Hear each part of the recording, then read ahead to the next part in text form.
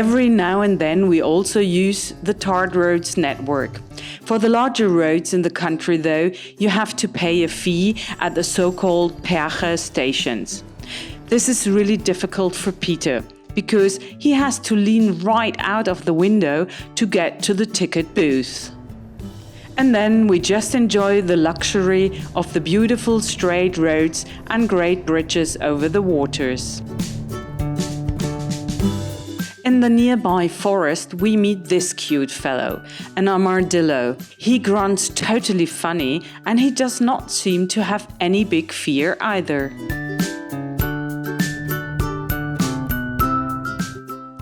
The water wealth of Uruguay is unbelievable. Again and again we cross big rivers, lagoons and dammed lakes, which forces us, of course, as well, to drive over all sorts of different bridges. Sometimes they are a bit tight, which means Peter and Globi have to be careful at every inch.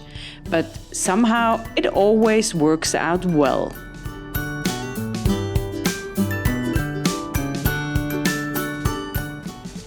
Phew, done.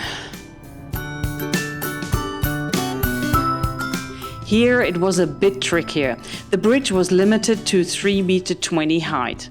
Definitely too little for our Globi. But we were lucky. There was a detour, a small ford just beside the bridge.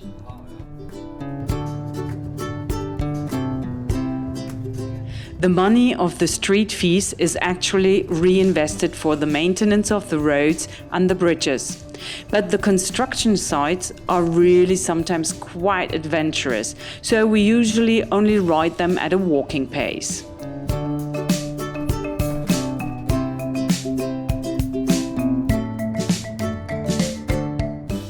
Water on the street? Well, we did not have that so often.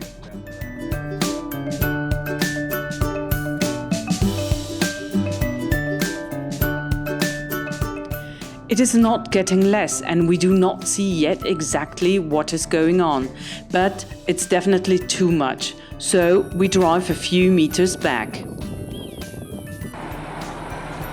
People tell us that it had rained heavily yesterday, and so we have to wait until the water goes back. That would normally be done in a few hours.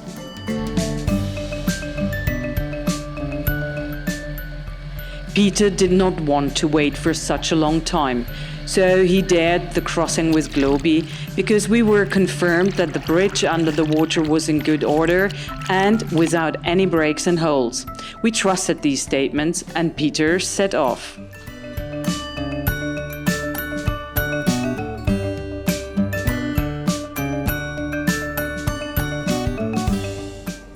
Meanwhile, I stayed with my girlfriend and her vehicle on this side to see how the crossing went.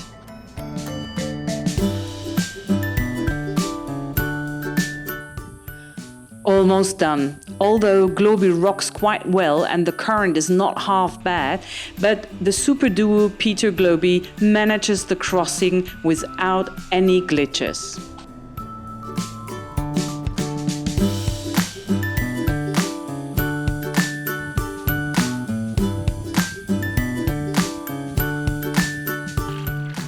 The people on the other side, who have been waiting a long time as well, are very excited.